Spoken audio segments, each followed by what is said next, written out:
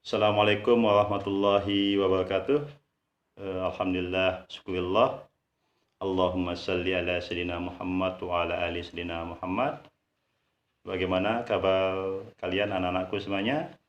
Semoga kalian masih tetap dalam keadaan sehat walafiat. Baik, kali ini Pak Guru mencoba ingin melanjutkan materi kita sebelumnya. Jadi sekarang kita akan mencoba membahas mengenai struktur cerpen. Ya, sepertinya materi ini juga sudah ada kaitannya dengan materi sebelumnya.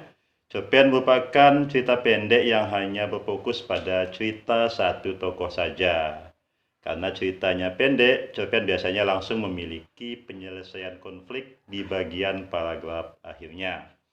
Namun, walaupun cerita pendek, cerpen juga memiliki struktur sama seperti karangan pada umumnya. Struktur cerpen akan membuat cerita menjadi lebih struktur dan jelas. Baik, kita ikuti lagi penjelasan Pak Guru selanjutnya. Kemudian, sama seperti karangan lainnya, cerita pendek memiliki struktur sendiri. Struktur cerpen ini berguna sebagai elemen yang akan membuat cerita menjadi terbentuk dan hidup. Kemudian struktur cerpen memiliki beberapa elemen yang berkaitan satu sama lainnya.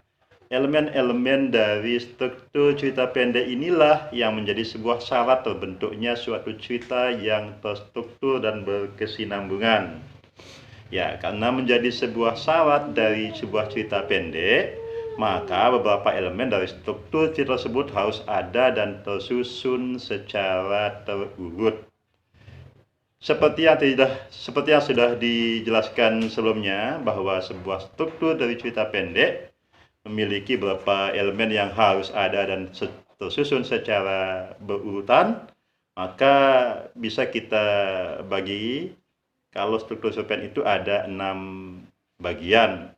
Yang pertama yang dinamakan dengan abstrak. Nah, pada abstrak ini merupakan elemen pertama yang ada dalam cerita pendek. Abstrak merupakan gambaran awal dari cerita yang akan diceritakan pada cerpen. Abstrak yang bagus dan menarik akan membuat pembaca menjadi tertarik untuk membaca kelanjutan cerita. Sebaliknya, ketika abstrak yang membosankan akan membuat pembaca menjadi tidak memiliki minat untuk membacanya. Kemudian yang kedua, ada yang dinamakan dengan orientasi.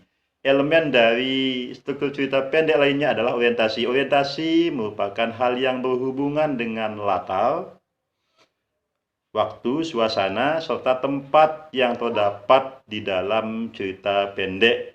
Orientasi inilah yang membuat cerita pendek menjadi lebih hidup dan menarik. Tanpa adanya orientasi, maka sebuah cerita pendek tentu tidak akan terbentuk. Kemudian yang ketiga, yang dinamakan dengan komplikasi. Komplikasi merupakan gambaran dari urutan kejadian yang ada di dalam sebuah cerita pendek. Komplikasi akan menjelaskan bagaimana suatu peristiwa dapat terjadi, bagaimana sebab dan akibatnya pada cerita, dan apa saja pengaruhnya bagi tokoh yang ada di dalam cerita tersebut tentunya. Kemudian, kita lanjutkan yang keempat yang dinamakan dengan evaluasi. Evaluasi adalah sebuah tahapan di mana di dalam cerita pendek memulai memasuki tahapan konflik hingga menuju klimaknya. Nah, pada tahapan evaluasi ini, penyelesaian dari konflik sudah mulai ada. Kemudian selanjutnya yang kelima, yang dinamakan dengan resolusi. Resolusi merupakan penjelasan mengenai apa saja solusi dari konflik yang ada. Nah, resolusi ini juga merupakan tahapan penyelesaian konflik setelah pencapaian tahap klimaknya di dalam sebuah cerita pendek. Nah, dan yang terakhir adalah anak-anakku semuanya, yang terakhir adalah koda. Nah, elemen terakhir yang dapat di dalam struktur cerita pendek yang dinamakan dengan koda. Nah, pada koda biasanya memuat apa saja amanat-amanat yang terkandung di dalam cerita pendek tersebut.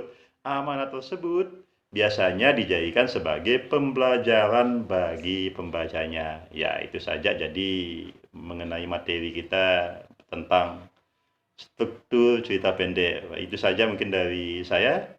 Kita lanjutkan materi-materi yang lain pada kesempatan berikutnya. Demikian, alhamdulillahirabbil alamin. Assalamualaikum warahmatullahi wabarakatuh.